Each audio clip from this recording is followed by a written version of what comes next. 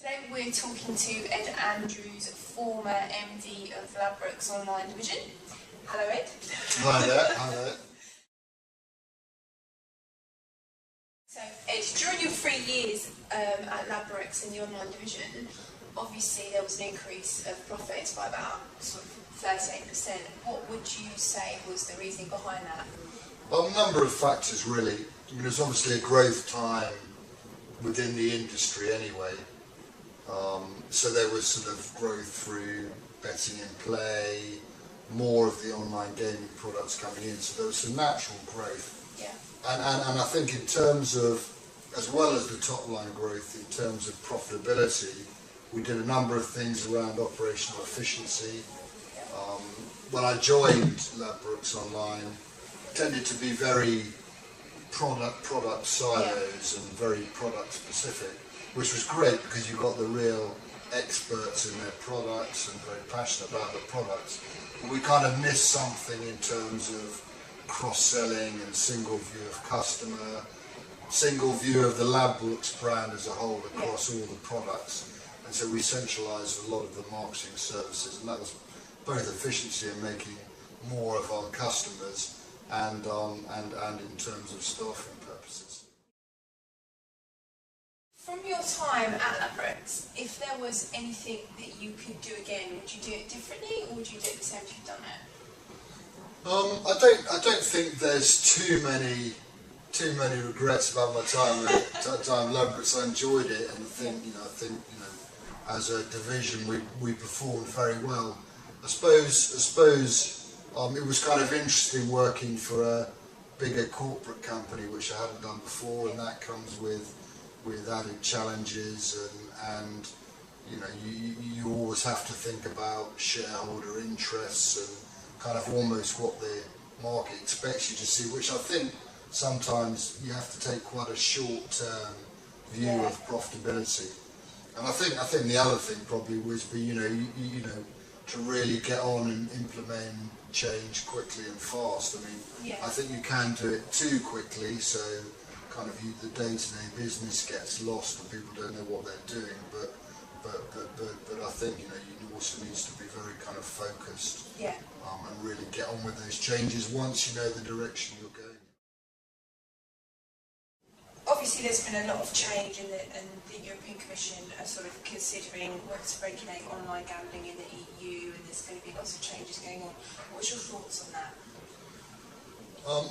In terms of an EU policy across all the member states towards betting, I can never see that happening. I think we probably, as an industry, we held on for that too long, and it's quite clear with the direction that Italy and France have gone in that it's simply not going to happen. And I think businesses have to move on and recognise that now. And I think Spain and Germany will follow quickly, and I'm afraid I think they'll regulate to protect the monopolies, the existing monopolies, as happened in France, and it'll be difficult to really make businesses in those territories. And I think it is in our sector. It's very hard to be a truly global online gambling business, and the companies that do really well will really kind of focus on the markets they're going after and not try and get into every market, because if you look at regulations as there are in France, with the high tax rates and some of the requirements within the regulation from a technical point of view, it's very hard to make any money, and certainly very hard to spend the same amount on marketing and building a new brand in those territories. So I think people have to really kind of think about which territories they're going to and be pretty focused with that. And what about the States? Do you think that 2011 is the year?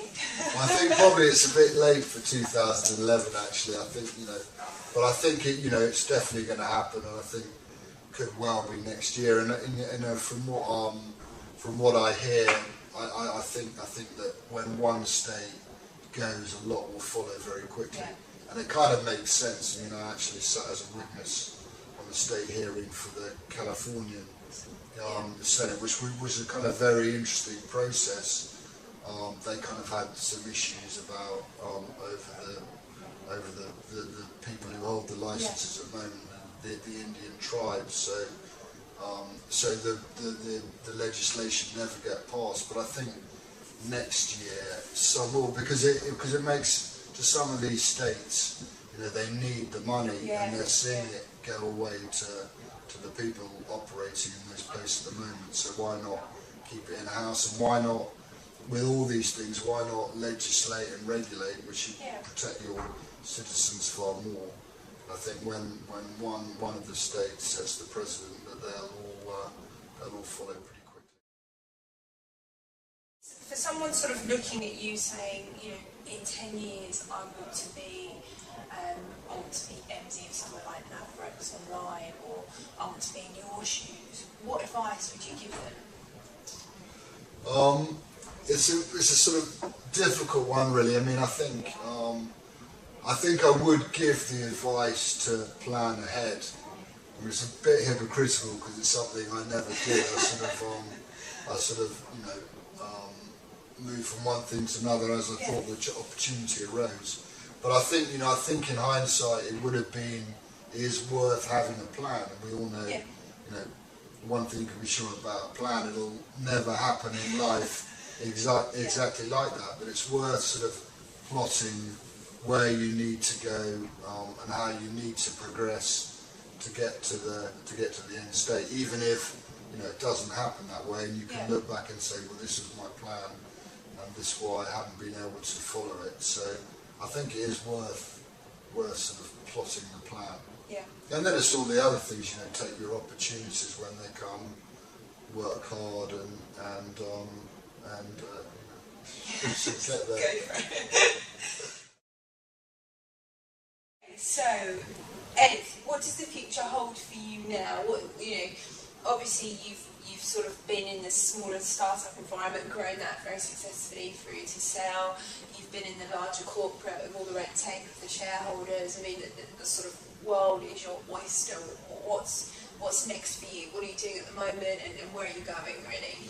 Well, since leaving Ladbrokes, I mean, I've been quite a bit of gardening leave from Ladbrokes anyway, but I've been doing some consultancy projects, which I'm kind of really enjoying, actually. I wouldn't say I necessarily want to be a consultant forever, but sort of been working on some interesting projects, taking a different view and a different angle of some smaller businesses, and I kind of found it very interesting, really.